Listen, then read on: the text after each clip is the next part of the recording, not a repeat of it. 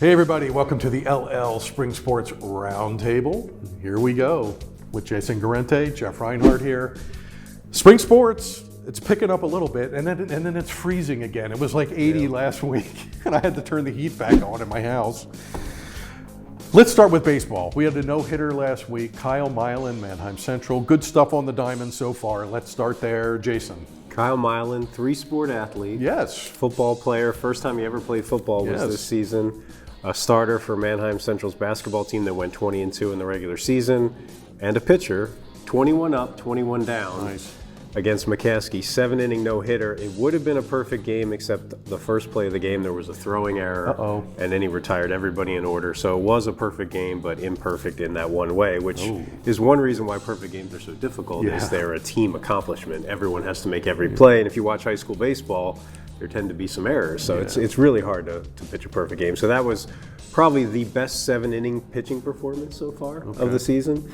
Looking around the league, Section 1 was the most interesting section coming in because you had the defending state champ in Hempfield, the defending league champ in Township, and you had Ephrata, which is the Section 2 champ, moving up. So one of those three powerhouses was not going to make the league playoffs. Hempfield and Ephrata are 2-0, and Township is 0-2. So Township has an uphill climb to get back into the playoffs and defend its league title. Ephrata beat Township on Monday at War Memorial Field. Cameron Symes, 23 innings pitched, no earned runs. 40 strikeouts, he's faced 89 batters. So he's struck out 4 out of every 9 batters. So every time he goes through the order, he strikes out 4 guys. He's been one of the aces of the league, and Ephrata and Hempfield play Monday at Landisville, which will be one of the big games on the schedule. Interesting. Okay, good stuff. Congrats to Mr. Milan for throwing a no-no. Was that a legit error, I wonder? I was told it was a throwing error on the first play. Usually throwing errors are pretty obvious. It wasn't one of those where you had to say, should he have fielded it? Should he hadn't? Leadoff man. So one thing is he didn't have to deal with the pressure of a perfect game because it was kind of out the window. And they have a trophy case at Central where they put the balls of all their no-hitters in there. Nice. So he's got a ball in the trophy case, and he's a homeschooled kid, but he'll have a ball in the case for as long as that tradition continues. Is he a senior? He's a senior, yeah. This is it for him for Heck of a three-sport kid. Yeah. Okay, interesting. Let's go tennis, because tennis is almost over. I was surprised to see this. Their last league matches are April 16th, which is next week, and then they'll be in the postseason. So the races are starting to come to a head a little bit here in tennis. Section 1, Hempfield 4-0, they're out front. Cooper Lehman 10-0 undefeated. He's having another great season. Township on their heels, they're 3-1. Julian Clark 7-0 in his singles matches. Hempfield beat Township head to head. We'll see if the Black Knights can close out Section 1. Section 2, tight. Manheim Central 3-0. LS 2-0. They play on the last day of section play on April 16th. So that should wrap up that race. Asher Bohr, 8 wins for the Barons. Trevor Groff, 6 wins for LS. Those guys have been good. Section 3, tight. Lancaster Country Day, 3-0, tied with Annville Cleona. Dutchman, also 3-0, and they play today as we tape. They play on Wednesday. That'll be for the outright lead in Section 3. The Georgia List boys for Country Day, Michael 6-0. Gavin has 7 wins. Those guys have been great. Travis Hostetter has 4 wins for Annville Cleona. Again, Wednesday, Annville at Country Day for the outright Section 3 lead. Tennis has another weekend and they're in the postseason. Wow. They get started early. Really early. What do you got? We'll go track and field. Okay. A couple names I wanted to mention. Ethan Klopman is a high jumper at Penn Manor, cleared 6'7", which is early in the season really high. And he did 6'8.75" in the winter season, which is, you're starting to get into state championship territory when you're in those numbers. High jump's extremely difficult and tedious, and you can jump 6'7" one day and 6'4" another day. But he is in that conversation. He's top 4 in the state right now at Penn Manor, and he's been on the scene for a while, so he may be making that climb from district medalist to potential district champion. So he's one to keep an eye out for. Octorara, javelin thrower, Mason Croquet broke the school record. His best throw at an invitational is 182.1, which again, we're talking late March, early April. It's cold, and that's a good throw. That's not ideal conditions. So you start to think you can get to 200 when you're in the 180s this early in the season. 200's the magic number that gets you on the medal stand in AAA. So he's a name to keep an eye on in the throws. LL's great in the throws. We have 3 returning state champions on the girls' side, but Mason has made the big impression on the boys' side so far. A sprinter I wanted to mention, we talked about Ella Petrosky. She's on the McCaskey 400 relay team that broke the league record by 0.6 of a second. She's a freshman running 12:24, which is insane. It's top 25 all time.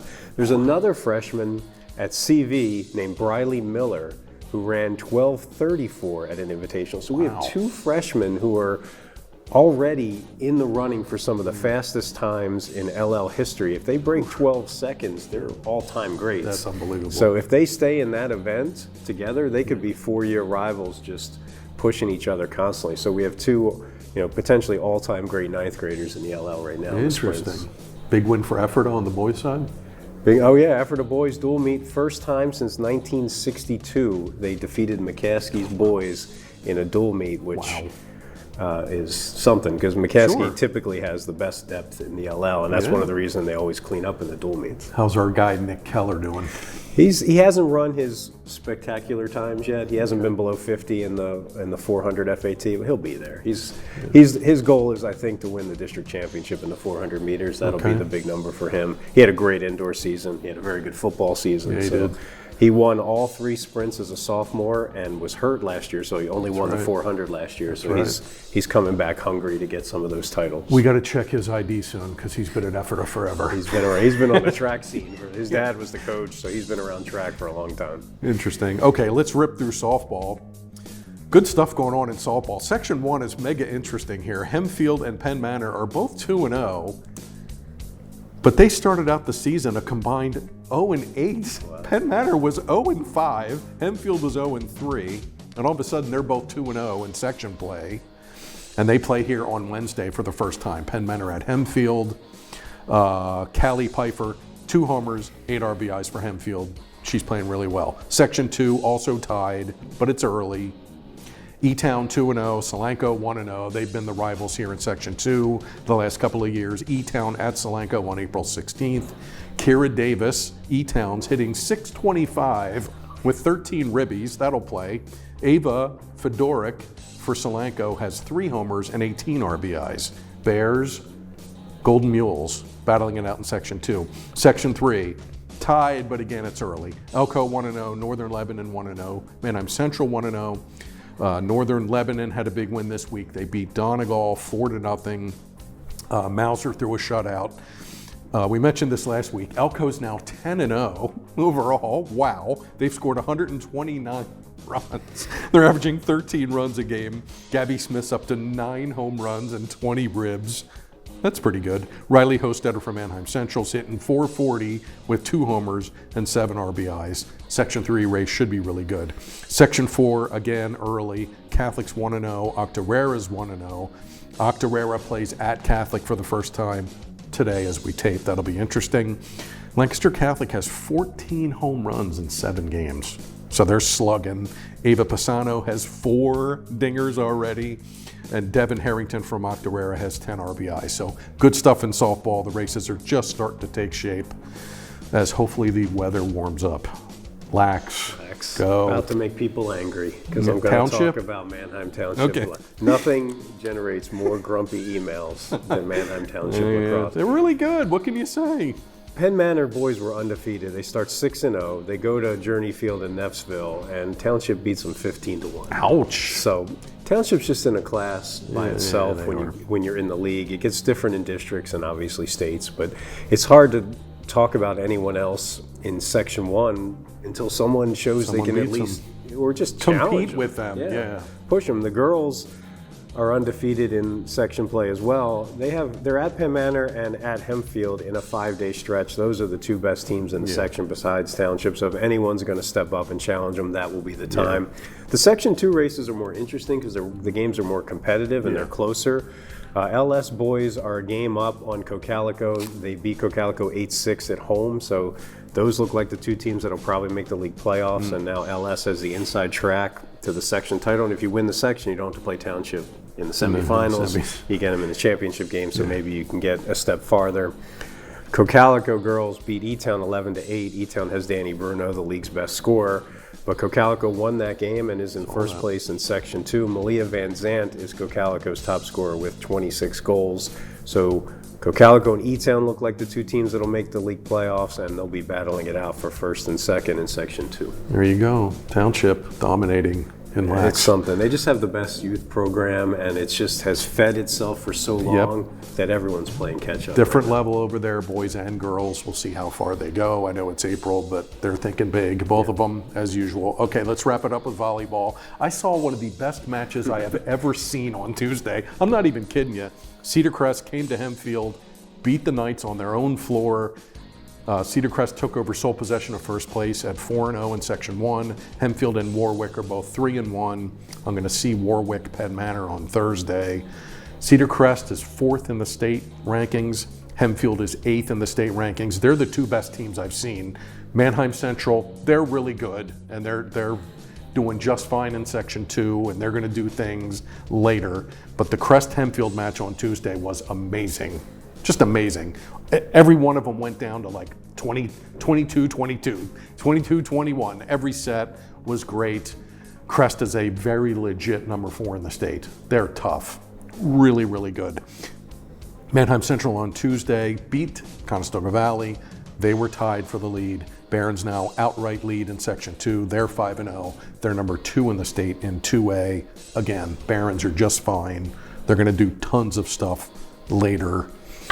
Cocalico also in the mix in Section 2. They're also 4-1, tied for second with CV. The Kohler Classic is on Saturday. That's a great tournament. It's at Central York. Crest is in, Hempfield's in, Manheim Central's in, Penn Manor's in, Warwick is in.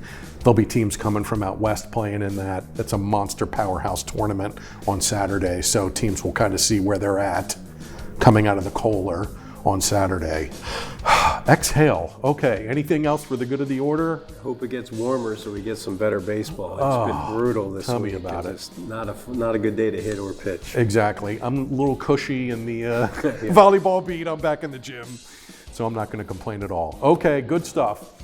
Lancaster Online, LMP, check it out. We got the spring sports covered everywhere. Enjoy the coverage. For Jason, I'm Jeff. It's the LL Spring Sports Roundtable. We will see you back here next week.